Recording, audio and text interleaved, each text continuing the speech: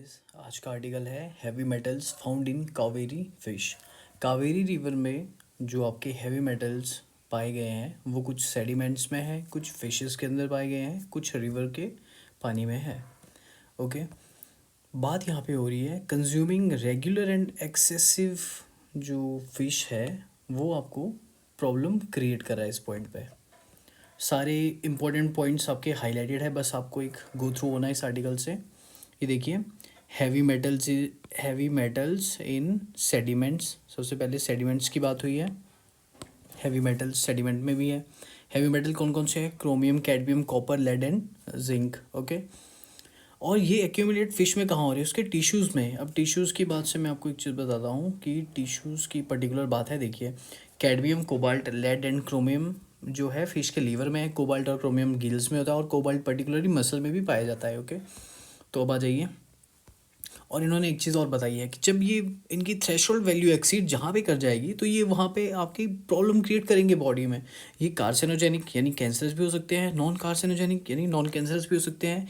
Cadmium और lead इन्होंने particular बताया है, ज़्यादा कंटेमिनेटेड है। उसके बाद इन्होंने बताया है प्रेसिंग इम्पैक्ट्स क्या क्या है। Urbanisation, industrial effluence, agriculture run off sediments and fresh water, fish quality. ठीक है, ये चीज़ें इम्पैक्ट्स है। ओके, उसके बाद है cadmium and lead as primary contaminants, हमने पढ़ लिया।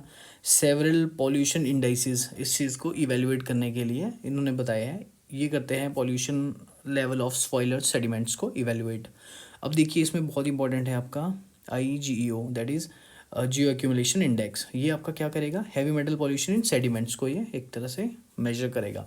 और दूसरी बात है contamination factor, contamination degree, pollution load index, potential ecological risk. अब डॉक्टर राजेंद्रन बता रहे हैं कि जब हम इंटीग्रेट करेंगे IGEO को और साथ में पोटेंशियल इकोलॉजिकल रिस्क को, तो हम इजीली डिस्टिंग्विश कर पाएंगे कि what are the anthropogenic causes और what are natural sources heavy metals के रिगार्डिंग। ओके, अब यहाँ पे एक नई टर्म है बायो एक्यूमुलेशन। यूपीएससी ने इस चीज़ को काफ़ी बार पूछा है। बायो एक्यूमुलेशन हुआ एक तरह से buildup of a toxin, okay, in a species और ऑर्गेनिज्म। और पॉल्यूशन पाथवेज का मतलब हुआ कि आपका जो उनका पाथ, जो उन्होंने जर्नी ट्रेवल करी है फ्रॉम सोर्स टू रिसेप्टर, उस चीज़ की यहाँ पे बात हुई है। ओके, ये जो स्टडी है ये इंपॉर्टेंट वैल्यूएबल इंसाइट बताती है किसके? स्केल और risk of heavy metal pollution in fresh water fish और रिवर इटसेल्फ। उसके बाद देखिए आप, पर्टिकुलरली बात यहाँ पे हो रही है टिलापिया फ़िश के बारे में। ये कावेरी रिवर में कोई प्रोमिनेंट फ़िश होगी। अब देखिए क्यों जो वाटर कंसर्न का इधर मैटर बना हुआ है वो है ड्रिंकिंग वाटर है। ये फिशरीज यहाँ पे बहुत ही वेल कर रही है और एग्रीकल्चर सदर्न इंडिया में। ओके, तो ये रिवर बहुत इंपॉर्टेंट हो जाती है। अब बात की है कि प्रोलॉन्ग्ड एक्सपोजर की वजह से, एक नॉर्मल कंजप्शन में ऐसा कुछ नहीं हो रहा है, लेकिन जब प्रोलॉन्ग्ड एक्सपोजर हो रहा है आपका, ठीक है, तो इसमें आपका क्या है?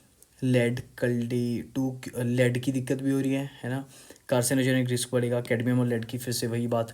अब देखिए द मेन थिंग्स जो इसमें है आर्टिकल की, ये कि डिपेंड्स होता है ये तीन चीज़ों के ऊपर। पहला, अमाउंट कंज्यूम, कितना आप अमाउंट कंज्यूम कर रहे हो, फ्रीक्वेंसी आपकी कितनी है, कितना टाइम मंथली या वीकली आप उस चीज़ को कंज्यूम कर रहे हो, या फिर एज आपकी कितनी है ना। जैसे हम जानते हैं कि ओल्ड एज और चिल्ड्रन ज़्यादा सफ़र होते हैं बीमारियों से। ओके, उसके बाद इंपॉर्टेंट चीज़ इस आर्टिकल में है एटॉमिक एब्जॉर्प्शन स्पेक्ट्रोस्कोपी। इसमें ये चीज़ बता रहे हैं कि वो जो अभी हमने देख लिया कि फ़िश के किन किन टिश्यूज़ में क्या क्या चीज़ एक्यूमुलेट हो रही है। उसके बाद देखिए क्रोमियम और कैडमियम, फिर से वही बात रिपीट हो रही है। उसके बाद है मॉडरेट फ़िश कंजम्पशन चलेगा, तो मॉडरेट फ़िश कंजम्पशन है तो फिर बायो एक्यूमुलेशन भी ज़्यादा आपका नहीं उतना इम्पैक्ट कर रहा है। उसके बाद ये देखिए इंपॉर्टेंट चीज़ आगे, कैडमियम और लेड बायो मैग्नीफिकेशन हुआ। जैसे ये फ़िश है, इसने टॉक्सिन्स गेन किया, फिर इसको ह्यूमंस खा रहे हैं तो उनमें एक्यूमुलेट होगी। तो मतलब जैसे ही आपका फूड चेन में ऊपर की तरफ जाएंगे तो फिर वहाँ पे कितना टॉक्सिन्स मैग्नीफाई हो रहा है, तो वो बायो मैग्नीफिकेशन हो गया। ओके, फिर डॉक्टर राजेंद्र ने साइंटिफिक बेसिस बताए हैं इसके। तो पहला रीज़न तो ये बता दिया उन्होंने कि ये एक्सपोज करता है gaps in current environmental management practices, हमारी बहुत पुअर है, उस वजह से ये गैप क्रिएट हो रहा है। ठीक है, तो उसके लिए सॉल्यूशन भी उन्होंने साथ में बताया है, कंटिन्यूस मॉनिटरिंग होनी चाहिए। Okay, of sediments water aquatic organisation, stricter pollution control and regulatory enforcement होना चाहिए, पॉलिसी इंटरवेंशन होना चाहिए, एनहांस्ड पब्लिक अवेयरनेस, पब्लिक को भी अवेयर किया जाना चाहिए। Okay, systematic longitudinal monitoring, normal monitoring नहीं, ये लॉन्गिट्यूडनल मॉनिटरिंग है, मतलब एक लॉन्ग स्पेन के लिए होनी चाहिए, स्ट्रिंजेंट रेगुलेशन होनी चाहिए, ठीक है, लॉज आपके बहुत ही टाइट होने चाहिए। उसके बाद इन्होंने बताया कि ये कंटेम्प्रेरी और रीजन स्पेसिफिक पे हमें फोकस करना चाहिए। हर एक स्टेट का अलग अलग इशू हो सकता है, मैनेजमेंट का, मॉनिटरिंग का, ओके, हेल्थ रिस्क असेसमेंट का भी, साइंटिफिक बेसिस, साइंटिफिकली ये चीज़ों को हमें अच्छे से इनको लेके चलना है, ओके। उसके बाद है देखिए बताया इन्होंने कि कहाँ कहाँ से टेक्सटाइल इंडस्ट्री, इलेक्ट्रोप्लेटिंग से ये इरोड स्ट्रेच की बात हुई है, वहाँ पे ये एफ्लुएंस इंडस्ट्री इन दो इंडस्ट्री से आ रहा है, ओके। फिर देखिए एग्रीकल्चर रन ऑफ की वजह से, फर्टिलाइजर, पेस्टिसाइड और अर्बन वेस्ट वाटर की वजह से, है ना।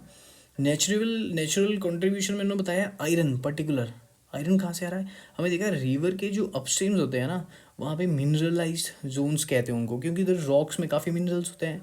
पर्टिकुलर आयरन की बात हुई है, ये आयरन वाला कंडेमिनेशन है, ये तो हम बोल सकते हैं कि अपस्ट्रीम में आपका मिनरल्स की वजह से है, लेकिन डाउन स्ट्रीम में तो हमें पता है ना, कैडमियम, क्रोमियम, लेड, ये सारा इंडस्ट्रियल एफ्लुएंट्स की वजह से है, फर्टिलाइज़र, पेस्टिसाइड्स की वजह से है, ओके। और लास्ट में आर्टिकल की इन्होंने नोयल रिवर के बारे में भी बताया है, तमिलनाडु में नोयल रिवर है जो, तो इस रिवर में भी एक तरह से कंटेमिनेशन का इशू चला हुआ है, ओके। Thank you guys.